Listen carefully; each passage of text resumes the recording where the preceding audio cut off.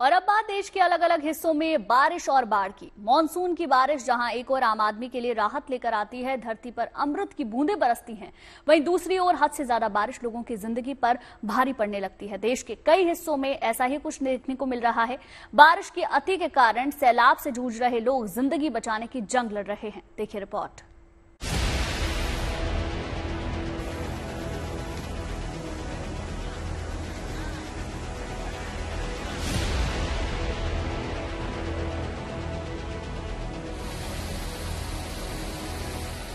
महाराष्ट्र में इस बार मानसून की भारी बारिश के चलते नदी नाले उफान पर हैं। ठाणे जिले में पिछले कई दिनों से हो रही भारी बारिश के कारण निचले इलाकों में पानी भर गया है। यहाँ वालधुनी नदी लबालब है, जिसके कारण पुल और पुलिया को पैदल पार करना मुश्किल है। इतना ही नहीं, मूसलाधार बारिश के कारण अंबरनाथ के 960 साल पुराने शिव मंदिर के परिसर में भी पानी भर गया है और शिवलिंग का स्थान जलमग्न हो गया। हालांकि भगवान शिव की प्रतिमा को वहां से हटा लिया गया, लेकिन भारी बारिश के कारण जल प्रवाह इतना बढ़ गया कि मंदिर में आवाजाही मुश्किल हो गई।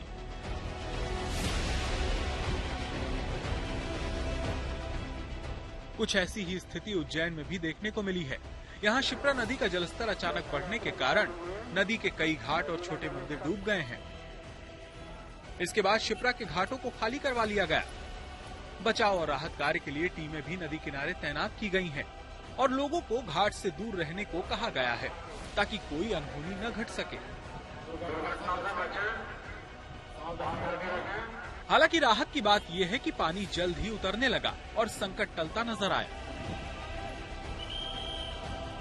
ये आसपास के बारिश, जैसे देवास इंदौर में बारिश होती है तो वहाँ से बारिश ज़्यादा होने के कारण डैम में, छिपरा डैम में पानी आया तो वहाँ के गेट खोले गए थे, तो इसलिए पानी का जल स्तर बढ़ता गया।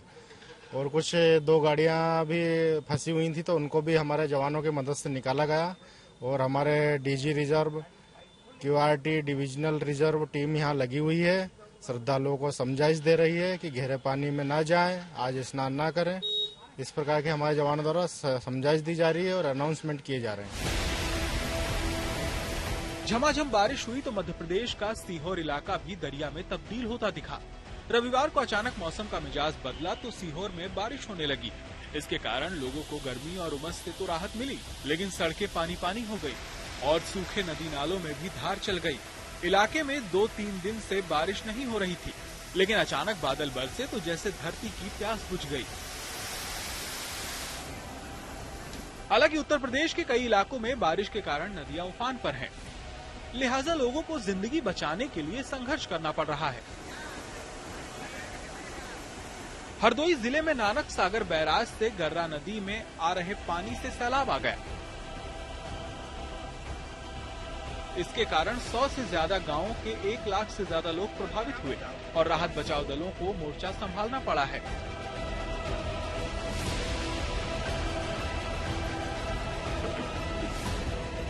एसडीआरएफ की टीम भेजी गई है यहाँ पे, जिसमें मतलब कि एक प्लाटून है, जिसमें 2 मतलब कि नामे हैं। लोगों को रेस्क्यू करने के लिए भेजा गया है। ऐसे मतलब कि क्षेत्र जो नदी के किनारे हैं और कोई अगर क्योंकि विद्युत आपूर्ति ठप है इसमें, तो जिन लोगों से हम लोगों का संपर्क नहीं हो पा रहा है, तो ऐसे लोगों को हम लोग मतलब कि ट्रेस करेंगे और ऐसे आबादी में हम लोग जाएंगे और किसी को कोई समस्या हो, किसी को रेस्क्यू करना हो, वहाँ से रेस्क्यू करके हम उनको सुरक्षित स्थान पर लेके आएंगे। बाढ़ प्रभावित लोगों के लिए कुछ जगहों पर खाने पीने का इंतजाम किया गया है।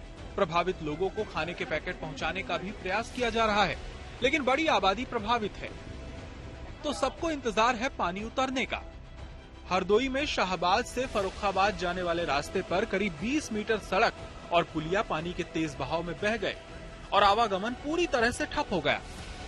क्योंकि एकमात्र जो प्रशासन ने ये मोटर बोट दी हुई है, यही एकमात्र आने जाने का साधन है। इसके अलावा कटान की ओर अग्रसर है मेरा गांव। लगातार एक साइड से, हालांकि 2 बार सरकार ने इसके लिए कहीं बोरी डलवाई है, कहीं परकू पानी लगवाई है, लेकिन उसका बहुत ज्यादा फायदा नहीं हो पा रहा है। चारों तरफ साहब कटाई, कहूँ पर 1 इंच जमीन छुटी नहीं है। टापू, बिल्कुल टापू है, चारों तरफ नदी। उत्तर प्रदेश के लखीमपुर खीरी में भी बाढ़ के चलते ऐसे हालात हैं कि घरों में पानी भरा है और लोगों को सड़कों पर शरण लेनी पड़ी है। कुछ सरकारी राहत और कुछ अपने हौसले की बदौलत लोग मुसीबत की ये जंग लड़ने में जुटे हैं। पानी बहुत ज्यादा है बाढ़, इसलिए जनता को सुविधा दिया। लोग थे क्या वहाँ पे रुके? अभी बहुत फसल बिल्कुल गई। उधर बिहार में नेपाल के मैदानी और तराई इलाकों में आ रहे पानी के कारण पूर्वी चंपारण जिले के कई क्षेत्र काफी प्रभावित हुए हैं। सिकरहना नदी में पानी बढ़ने से जिले के सुगौली क्षेत्र के कई गांव टापू में तब्दील हो गए हैं। ऐसे में लोग अपने खेत और आशियाने को बचाने के लिए चिंतित हैं। ये बांध जब तक नहीं बनाएगा तब तक यहाँ से लेकर के पूरा 5 गो 8 गो पंचायत पूरा दहता है। ये बांध के चलते हैं। अब हम लोग का जीवन जो है अस्त व्यस्त में फंसा है। हम लोग को कहीं जाना पड़ेगा, भागना पड़ेगा पानी की स्थिति। स्थानीय लोगों का कहना है कि 2017 में इलाके में टूटे बांध की मरम्मत नहीं होने के कारण लोगों को सैलाब के संकट से जूझना पड़ रहा है। बाढ़ और बरसात का पानी सैकड़ों एकड़ खेतों में फैला है। इसमें इजाफा होने के खतरे को देखते हुए लोग सावधान तो हैं, लेकिन इन्हें समस्या के स्थायी समाधान की दरकार है।